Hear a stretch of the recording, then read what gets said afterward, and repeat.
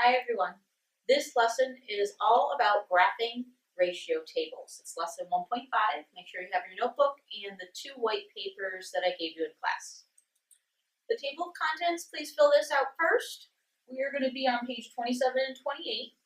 The notes are going to be on 27 and then the practice is all on 28. You might need front and back, depends on how you can fit it. But the title is Graphing Ratio Tables. So fill that in. So the first thing I would like to do is just go over some review vocabulary about graphing on the coordinate plane. So this I actually stole from your workbook, and it's a great way of reviewing the vocabulary words and providing that visual. So the coordinate plane is formed when 2 perpendicular lines are intersecting at their 0 points. This point is called the origin. So let's just stop right there. So you have 2 number lines that are going to cross, and they connect at this intersection right here at the origin. So I'm going to fill that in, and then the whole thing that you see here is called the coordinate plane.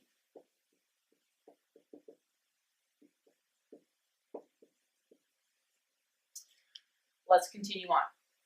The horizontal number line, the one that's going across on the bottom in this picture, is called the x-axis, and the vertical number line is called the y-axis. So we got to fill in our axes. The y will always be on the vertical. The x-axis will always be horizontal. The last vocabulary word is an ordered pair, such as 2, 3, and that is how you read it, with that comma being actually said out loud. 2, 3 is a pair of numbers used to locate a point on the coordinate plane. The last thing we have to fill out, ordered pair.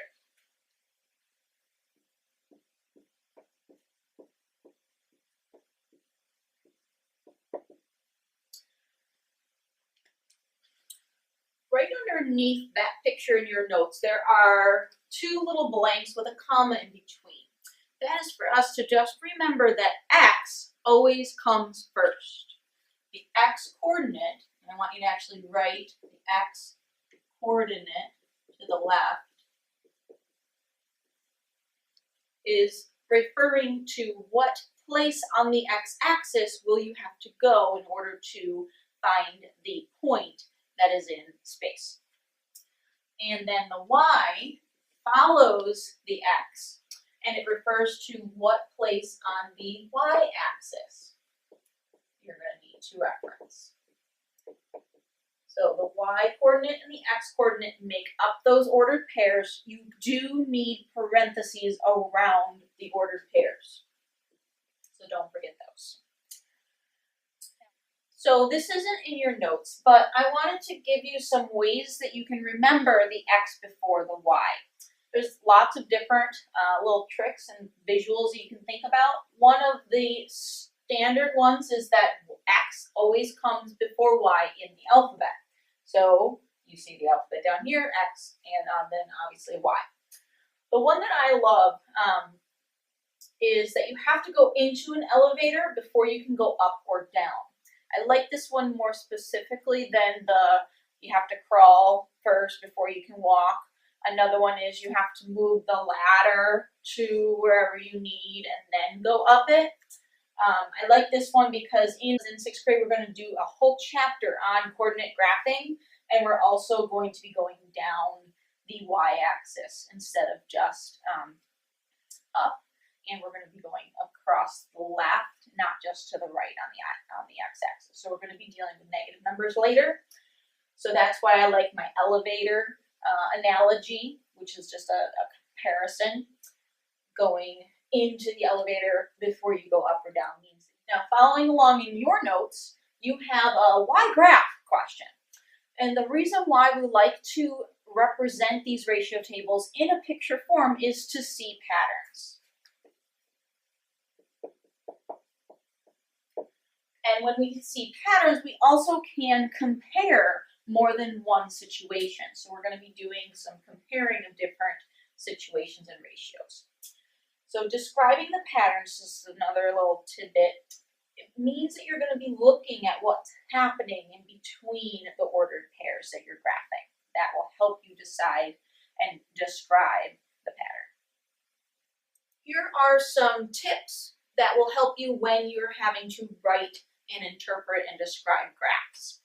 One thing you can ask yourself is, look at the points and do they appear to be in a straight line? That is something you can actually say. The ordered pairs appear to be in a straight line, or the data appears to be in a straight line. That's something that you can actually talk about when you're writing and describing the graph. When you're comparing two sets of data, you're going to end up with two what appear to be straight lines, and one might be above the other. So let's just do a quick little example here. You might have points that appear to be going in a straight line, and one might be a lot steeper and one might be more horizontal. That is something to take note of, and you can describe the graph talking about which line is steeper. If a line is steeper, this top one is definitely increasing faster, you can say that it has a greater change. It's increasing faster or it's decreasing faster depending on whether it's going down or up. Greater the ratio, the steeper the line will appear, and therefore the greater the change. So you can say that it's increasing at a faster rate, for example. Another thing you could do is plug in different numbers according to this kind of model. So you could say that the distance increases by 2 miles each minute, or whatever the situation calls for. The other thing you could do is compare by saying which thing, or which, if you're comparing two different companies, is shown on the graph as a steeper line. Say you're comparing Best Buy to, say, Sears, and you could say that Best Buy is shown on the graph as a steeper line. So those are just some tricks that will help you describe patterns that you're going to be seeing when you're graphing these ratio tables. Now what I'd like you to do is take your second sheet and cut out the actual graphs. That's all I gave you. And on the next page is going to be blank. You're going to have your workspace, and we're going to work through these problems together. For example 1, we're going to have a table that's already done for us. So on our work page, we're just going to have to label our graph and plot the points and describe. So let's actually start with the problem. The table shows the distance that Kaylee is traveling on her scooter. The table also shows this information as ordered pairs, and then it actually gives us the ordered pairs in word form, time in seconds, and then the comma, and then the distance in feet. This is literally the unit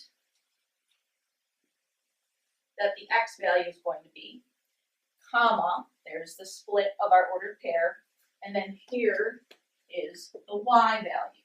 The y value is going to be the distance. Graph the ordered pairs, then interpret the pattern in the graph. So like I said, we have a table here. You don't have to write this table down. What you're going to have to do is put the coordinate graph paper in your notebook and then label and plot the points, and then we'll describe.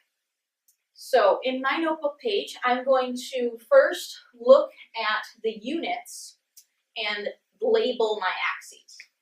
So this whole thing needs a title. It's talking about Kaylee's travels.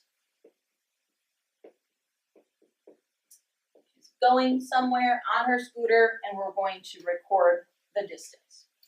So now we have to figure out, here's the x and here's the y axes. We're going to label the axes. Luckily, they have the x and the y labeled right here for us. So all we have to do is put time down here, and then distance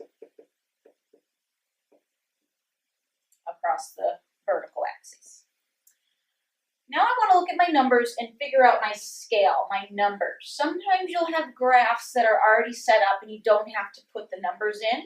You might only have to label. Sometimes it'll all be done for you and all you have to do is plot the points, but we're going to do the actual scale. So I have enough room, since I only have to do 1, 2, 3, 4, that I could actually skip and go every other. That is perfectly fine to do. Remember, the numbers line up on this actual line. You don't write the numbers in the spaces. Now let's look at the y values. They go from 4 to 16. So I don't have 16, so I can't go every one. Let's try 2. I'm going to do, again, lining it up with the line. 2, 4, 6, 8, all the way up. And I'm just going to go a little bit farther to round it out. Now I have my axes labeled. Now I have to plot the points. Again, you have to go first along the x-axis. So I'm going to find the 1, and then I'm going to go up to 4, and that intersection where 4 and 1 meet gets my first dot. Then it's 2, 8. So I go over to up 8. 3, I go over to 3, and then up to 12, and then over to 4, up to 16. So you can see my dots appear to be in a straight line. That is something that we could say when we are describing this graph, because the last part of this is we have to describe the patterns that we're seeing. So the notes that we just went through have a model sentence that we can use. And it's the one where it says blank increases by blank each blank. So we're just going to use that model to talk about the pattern. So the graph shows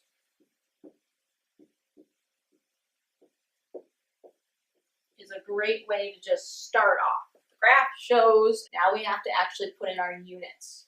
Shows the distance, that's the thing that's changing over time.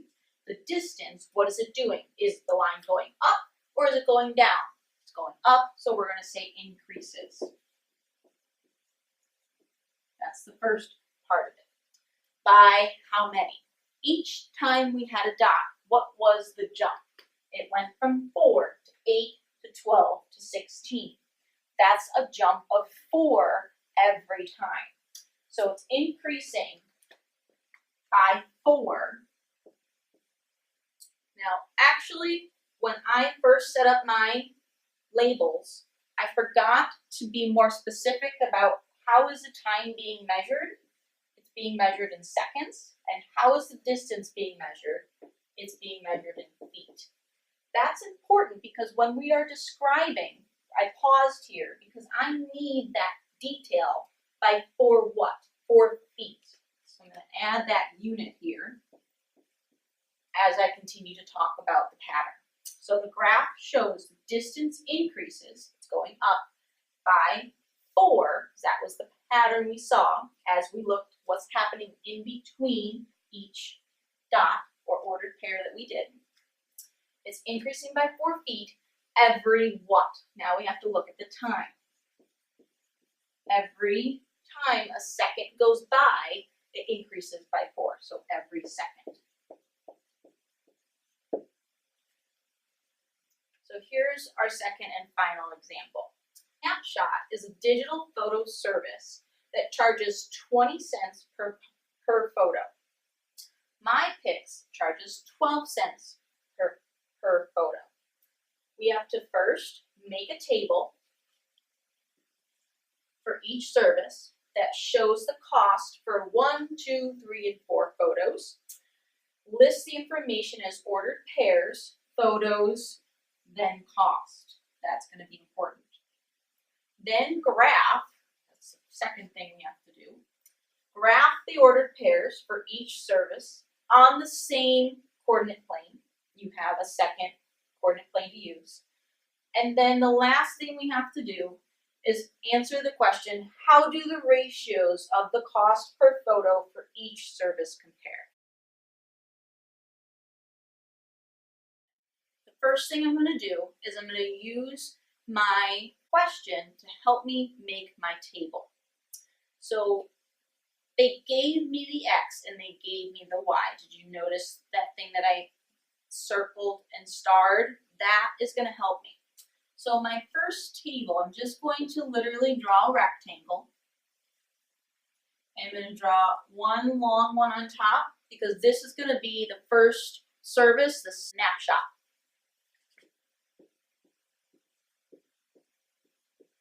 And we're going to have 3 columns. The first column is going to be that X.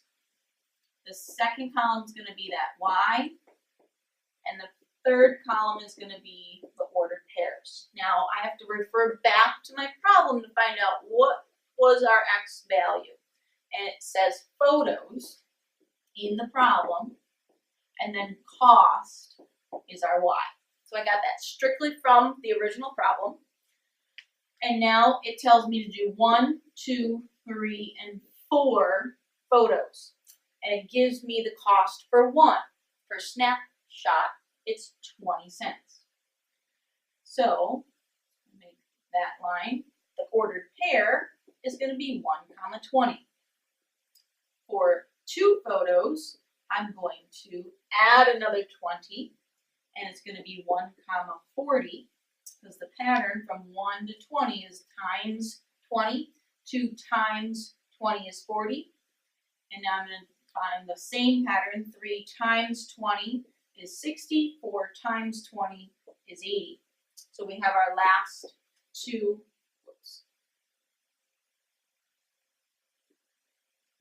That's better. We have our last 2 ordered pairs, 3, 60, and 4, 80. Don't forget your parentheses. So this column should be in the x-axis. I made a mistake, but I fixed it. So 1, 2, 3, 4, and then 20, 40, 60, 80 appears in the y column. Now we have to do the same thing for the second service, which is my picks. So second table. It's going to be laid out exactly the same except for my picks. And this rate, though, is different. We have 12 cents, and then we're going to see the pattern here is going to be multiplied by 12. This pattern was multiplied by 20. This pattern going from 1 to 12 is times 12, so it would be 24, 36, and 48. Now we combine those numbers to make our ordered pairs, 1, 12, 2, 24, 3, 36, and 4, 48. Now we're going to use our final column to plot on our graph. Before we can, we have to label our axes. So X was photos. There's no units, it's just individual photos. I'm going to do the same thing I did for the other one and spread it out a little bit, every other, because I have that space. On this side, we have the cost, and it's important to say in cents so that we don't confuse 20 with $20. It's 20 cents. And judging from this, I'm pretty sure I'm going to have to go by tens. I can't go by fives. I need to go all the way up to 80. So we're going to do 10, 20, all the way up. It has to be lining up with the line, not the space. Okay, now we're ready to plot. We're going to do snapshot first. 1, go over 1, up 20. Over 2, up 40. Over 3, 60. 4, 80. I'm purposefully just using one color to give you a little hint on how to do a different set of data points.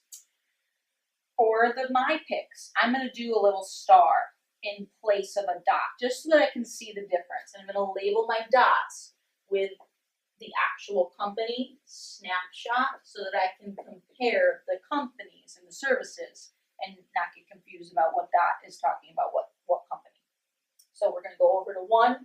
And then we're going to go up to 12. So there's my little star. 2, go up to 24. You do have to approximate. That's fine. Somewhere halfway in between 20 and 30. 3, go up to 36. 4, go up to 48, which is a little bit below 50. So when it's not exactly on an intersection, you can approximate like I did. And your stars will be in the spaces, not on an intersection like my dots are. So we are almost done. The last thing we have to do is compare these two. And let me not forget this. Let's label the stars as my picks. Okay, so the first thing I would do is I would look at my data and figure out if the surfaces appear to be in straight lines. And my dots appear to be going up, increasing to the right in a straight line, and my stars, my picks, seems to do the same thing, it's just a little bit lower on the graph. So the first thing I could say is that both surfaces appear as straight lines. Something that they have in common.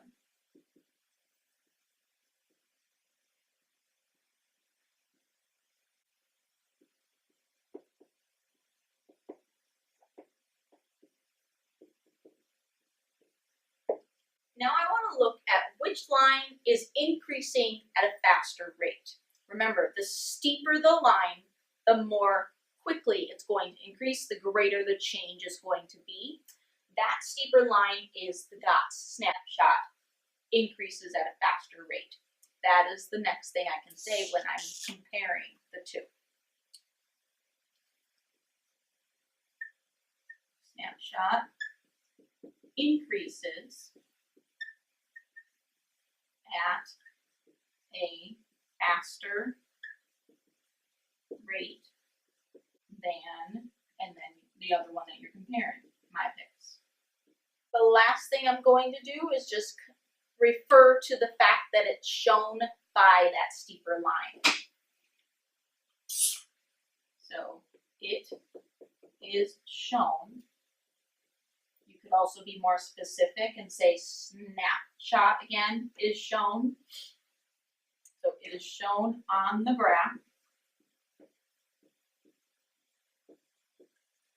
as a steeper line. And that is an example of how you can compare two different sets of ratio tables. We will practice this more in class tomorrow. I look forward to seeing you then. So long.